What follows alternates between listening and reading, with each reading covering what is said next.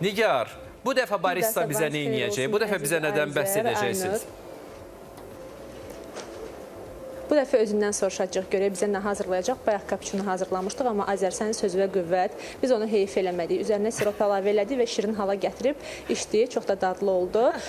Kəmran bəy, bütün acı qəhvələrə sirop əlavə edib şirin hala gətirmək olur onu? Bəli, bəli. İstədiyiniz hər kofeyə sirop əlavə eləyə bilərsiniz. Sadəcə amerikanodan çıxmaq şərti ilə isti amerikanoda çox da təsir olmayacaq, çünki çox acı olur, amma soyuğa əlavə eləyə bilərsiniz. Bütün marketlərdən əldə eləyə bilirik həmin siropları?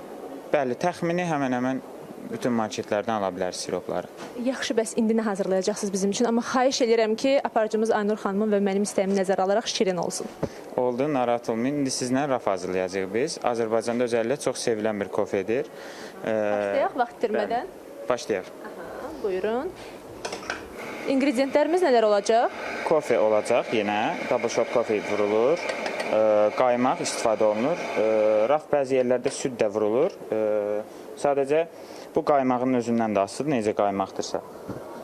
Yaxşı, bəs niyə məhz adı rafdır bunun? Rafın adı Rusiyada olub deyəsən. Bir müştəri olub, adı Rafael olub. Tez-tez gəlib özü deyilmiş baristaya necə hazırlamaq lazımdır. Və barista bir vaxt sonra hazırladıqca qaymaq, süd falan Rafaelin adına görə kofe raf adı veriblər və raf yaranıb. Maraqlı faktdır, bu da maraqlı bir faktdır. Yaxşı, bəs deyirlər ki, bir fincan çayın 1000 il xətri var. Bunu qəhvəyə daid eləmək olar yoxsa yox? Azərbaycanlıların çoxsu ola bilər bu fikirlə razı olmasın, amma mən kofe sevdiyim üçün ola bilər.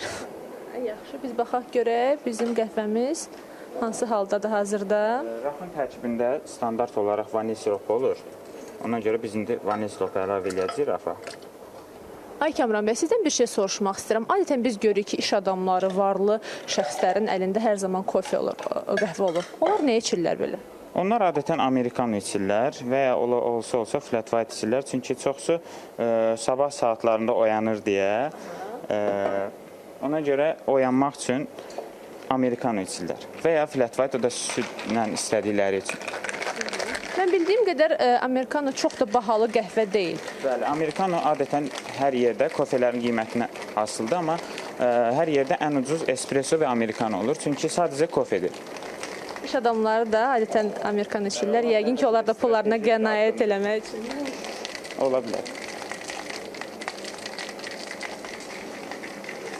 Yaxşı, bəs ən bahalı qəhvə növü hansıdır? Bizdə menüdə ən bahalı raf sayılır. Çünki rafın ingrediyentləri biraz çoxdur. Dediyim kimi süd yox, qaymaq istifadə olunur deyə həm də. Gördüyünüz kimi qatı, amma şirin bir kofedir. Və soyuq hazırladığımız suyun üstündə qaymaq da olacaq. Qatı qaymaq. Nəsə dadlı görsənir, mən onun dadına baxmaq istəyirəm. Tez tələsik, vaxt itirmədən.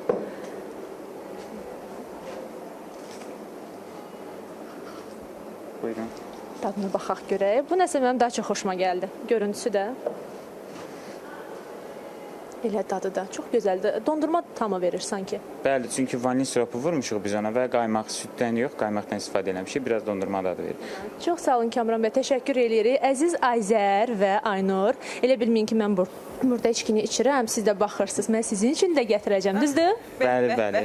Özəlliklə Azər bəy dediniz. Azər bəy və Aynur xanım. Azər bəyə acı kapuçino göndərəcəm, Aynur xanıma da vanili latte göndərəcəm. Allah bu fürsət qaçmaz. Əziz dostlar, kofelərdə soyumamış. Mən tez tələsik sizinlə sağollaşmalıyam ki, onları gətirə bilim. Bir dəqiqə Nigar. Nigar üstünə şam da qoy da. Bircə şam çatışmır onun şam qoy üstündə. rafın üstünə. Var ad günü tortu, var bir də ad günü Ad günü rafı. kofesi, rafı. Təşəkkürlər. Baristamıza da çox Şamımız təşəkkürlər. olmasa da Çöp var orada, hə? Sağ olun əziz dostlar. Sağ olun, sağ olun.